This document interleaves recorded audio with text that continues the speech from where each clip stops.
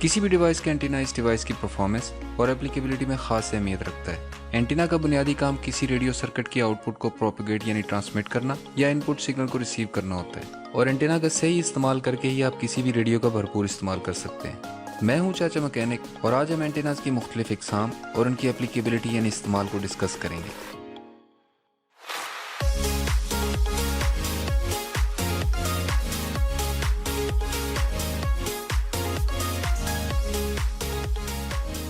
किसी भी एंटीना का बुनियादी मकसद रेडियो फ्रिक्वेंसी को रिसीव या ट्रांसमिट करना होता है।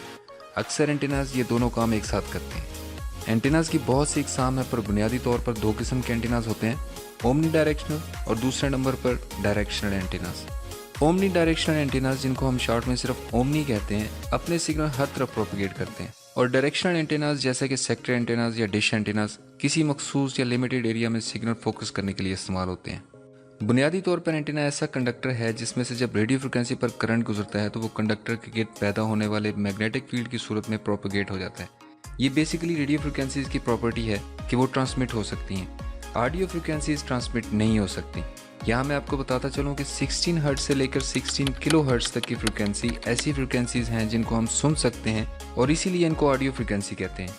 जबकि 16 किलो हर्ट्ज से आगे रेडियो स्पेक्ट्रम शुरू हो जाता है। 16 किलो हर्ट्ज से ज़्यादा फ्रीक्वेंसी को हम अपने कानों से सुन तो नहीं सकते, पर उन पर ऑडियो सिग्नल मॉड्यूलेट करवाकर हम कोई भी ऑडियो सिग्नल लंबे फासले तक पहुंचाकर रेडियो वगैरह से सुन सकते हैं।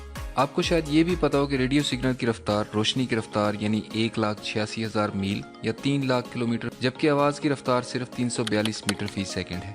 यानी रोशनी की रफ्तार आवाज़ से तकरीबन 9 लाख गुना ज़्यादा तेज़ है। दूसरे अल्फाज में ये कि जितने वक्त में कोई आवाज़ 1 मीटर ट्रैवल करेगी, उतने वक्त में रोशनी या रेडियो वेव्स 880 किलोमीटर ट्रैवल कर चुकी होंगी। स्पीड का जिक्र यहाँ मैंने इसलिए किया कि किसी भी एंटीना का साइज़ या लेंथ इसकी कॉरस्पॉन्डिंग फ्रिक्वेंसी की वेव लेंथ के डायरेक्टली प्रोपोर्शनल होता है। वेव लेंथ किसी भी फ्रिक्वेंसी के एक साइकिल या रेवोल्यूशन की लंबाई को कहते हैं। जैसे कि मैंने पहले बताया कि रेडियो वेव्स की स्पीड तकरीबन 3 लाख किलोमीटर या 30 करोड़ मीटर पर सेकेंड है। यानी जब आप ट्रांसमिशन शुरू करते हैं तो ठीक 1 सेकंड बाद आपकी ट्रांसमिशन का पहला साइकिल 30 करोड़ मीटर या 3 लाख किलोमीटर दूर पहुंच चुका होता है। अब सपोज आप 300 मेगाहर्ट्ज की फ्रीक्वेंसी पर ट्रांसमिट कर रहे हैं। 300 मेगाहर्ट्ज को अगर आप फिगर में लिखें तो ये 30 करोड़ हर्ट्ज बनता है। अब ट्रांसमिट होते हुए आपकी ट्रांसमिशन के 30 करोड़ साइकिल या हर्ट्ज 30 करोड़ मीटर पर फैले हुए हैं, यानी आपका एक साइकिल 1 मीटर लंबाई पर ट्रेवल कर रहा है। ये इसकी वेव लेंथ है, यानी लाइट स्पीड पर ट्रैवल करते हुए एक साइकिल या हर्ट्ज जितने फासले पर फैला हो वो इसकी वेव लेंथ है। अब यहाँ अगर हम अपनी फ्रिक्वेंसी को डबल यानी 600 मेगाहर्ट्ज कर दें तो जाहिर है 30 करोड़ मीटर्स में 60 करोड़ साइकिल होंगे, और इस तरह एक साइकिल की लेंथ हाफ मीटर हो जाएगी। और अगर यही हम 300 मेगाहर्ट्ज से आधी फ्रिक्वेंसी यानी 150 मेगाहर्ट्ज पर ट्रांसमिट करें तो 30 करोड़ मीटर में 15 करोड़ साइकिल होंगे, और इस तरह वेव लेंथ 2 मीटर होगी। आप यकीनन समझ गए होंगे कि हाई फ्रिक्वेंसी की वेवलेंथ कम होती है और लो फ्रिक्वेंसी की ज़्यादा। दूसरे अल्फाज में फ्रिक्वेंसी और वेवलेंथ इन्वर्सली प्रोपोर्शनल है, और तीसरे अल्फाज में लो फ्रिक्वेंसीज के एंटीना बड़े होंगे, और जो फ्रिक्वेंसी हाई होती जाएगी एंटीनाज का साइज़ छोटा होता जाएगा। यही वजह है कि आपको 2.4 गीगाहर्ट्ज के ओमनी या सेक्टर बड़े और 5.8 गीगाहर्ट्ज के ओमनी या सेक्टर छोटे नज़र आते हैं। अब आते हैं मुख्तलिफ एंटीनाज की वर्किंग की तरफ। जैसा कि मैंने पहले बताया कि एंटीनाज की बहुत सारी इकसाम है, और अगर यहाँ मैं सब की सब डिस्कस करने लग जाऊँ तो शायद ये वीडियो घंटों में चली जाए, पर यहाँ मैं सिर्फ आम इस्तेमाल होने वाले एंटीनाज के बारे में बात करूँगा। किसी भी एंटीना को इस्तेमाल करने से पहले इसके रेडिएशन पैटर्न को समझना बहुत ज़रूरी है, और अगर मैं कहूँ कि एंटीना का रेडिएशन पैटर्न इसका सबसे इम्पॉर्टेंट पैरामीटर है तो शायद गलत नहीं होगा। रेडिएशन पैटर्न से मुराद किसी भी एंटीना से रेडिएट होने वाली आउटपुट पावर का 3D मैप है। किसी भी एंटीना की टेक्निकल स्पेक्स में इसका रेडिएशन पैटर्न ज़रूर शामिल होता है, और अगर आप इसको समझकर एंटीना इस्तेमाल करें तो यकीनन ज़्यादा एफिशिएंसी हासिल कर सकते हैं। कॉमनली सबसे ज़्यादा इस्तेमाल होने वाले एंटीनाज ओमनी डायरेक्शनल या ओमनी एंटीनाज हैं। ये एंटीनाज नॉन डायरेक्शनल होते हैं, यानी इनकी आउटपुट किसी एक तरफ नहीं बल्कि हर तरफ होती है। यहाँ हर तरफ से मुराद हॉरिजॉन्टल या वर्टिकल प्लेन में से किसी एक तरफ है। कोई भी एंटीना मल्टीपल प्लेन्स में हर तरफ एक जैसी आउटपुट नहीं दे सकता, और ना ही ये प्रैक्टिकली पॉसिबल है। कॉमन एंटीनाज में दूसरे नंबर पर आपको डायरेक्शनल एंटीनाज नजर आएंगे, जिनमें पैराबोलिक या डिश एंटीनाज, सेक्टर एंटीनाज या फिर यागी एंटीनाज शामिल हैं। पहले हम नॉन डायरेक्शनल यानी ओमनी एंटीनाज को थोड़ा सा डिस्कस कर लें। किसी भी ओमनी डायरेक्शनल एंटीना का रेडिएशन पैटर्न एंटीना के परपेंडिकुलर प्लेन को डोनट लाइक शेप में सराउंड करता है।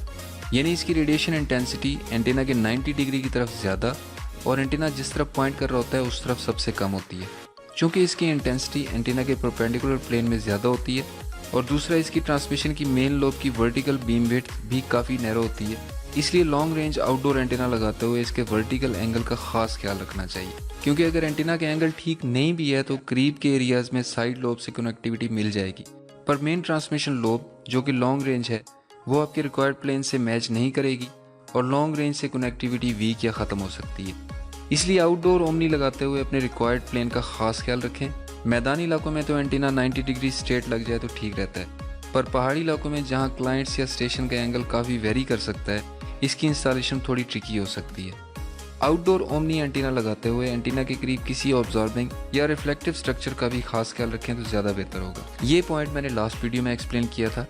इसके बाद मैं दूसरी मेन कैटेगरी यानी डायरेक्शनल एंटेनास की तरफ आता हूँ। डायरेक्शनल एंटेनास में सबसे ज़्यादा इस्तेमाल होने वाले पैराबोलिक एंटेनास हैं, जिनको हम आमतौर पर डिश एंटेनास या बीम्स कहते हैं।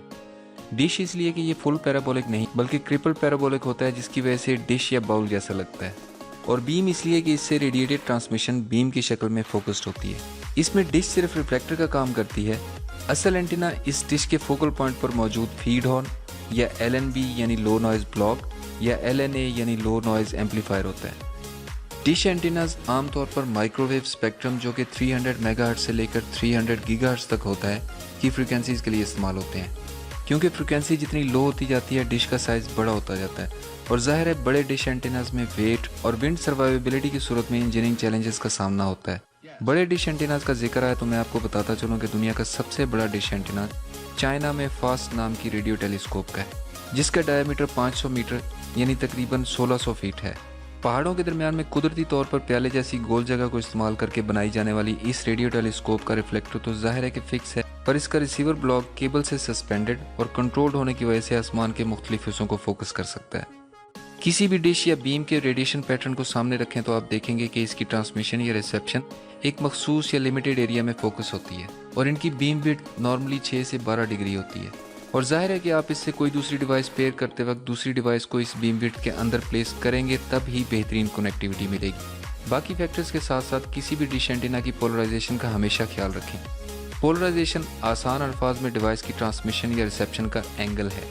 मेनली 2 किस्म की पोलराइजेशन इस्तेमाल होती है, सर्कुलर और दूसरी लीनियर। सर्कुलर पोलराइजेशन में एंगल मैटर नहीं करता, यानी आप डिवाइस को किसी भी एंगल पर माउंट कर दें तो कोई फ़र्क नहीं पड़ता, पर लीनियर पोलराइज्ड डिवाइस आपको सेम एंगल पर लगाने से ही आइडियल रिजल्ट मिल सकता है। यही वजह है कि आपको कुछ डिशेस की इंस्टॉलेशन किट में लेवल टूल नज़र आता है। इस लेवल टूल का मकसद डिश की एंगुलर अलाइनमेंट है, यानी जिस डिश पर आपको लेवल टूल नज़र आए वो लीनियर पोलराइजेशन यूज़ करती है, और अगर किसी बीम पर आपको लेवल टूल नहीं मिले तो वो सर्कुलर पोलराइजेशन यूज़ कर रही है और उसका एंगल कुछ खास मैटर नहीं करता, और आप उसको किसी भी एंगल पर लगा दें ज़्यादा मसला नहीं है। लेवल टूल की बात चली तो शायद आपने गौर किया हो कि डिशेस में तो आपको लेवल टूल हर डिश में नज़र नहीं आता, पर सेक्टर एंटीनाज में ये टूल आपको तमाम सेक्टर्स में ज़रूर नज़र आएगा। सेक्टर्स पर लेवल टूल होने की वजह पोलराइजेशन बिल्कुल भी नहीं है, बल्कि इनका रेडिएशन पैटर्न है।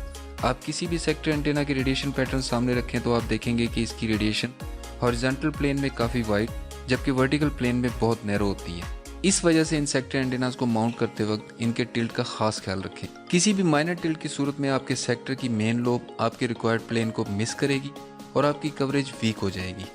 कुछ सेक्टर एंटीनास जैसे कि UBNT इलेक्ट्रिकल टिल्ट यूज़ करते हैं।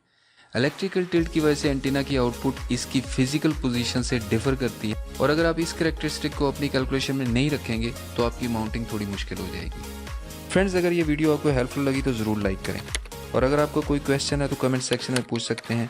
मैं आपके क्वेश्चंस को आंसर करने की पूरी कोशिश करूँगा। आपके जिन दोस्तों को ज़रूरत है उनसे ये वीडियो ज़रूर शेयर करें, और हाँ, सब्सक्राइब करें और बेल आइकन ज़रूर प्रेस करें ताकि मैं फ्यूचर में भी आपकी हेल्प कर सकूँ। अपना ख्याल रखा करें। Yes.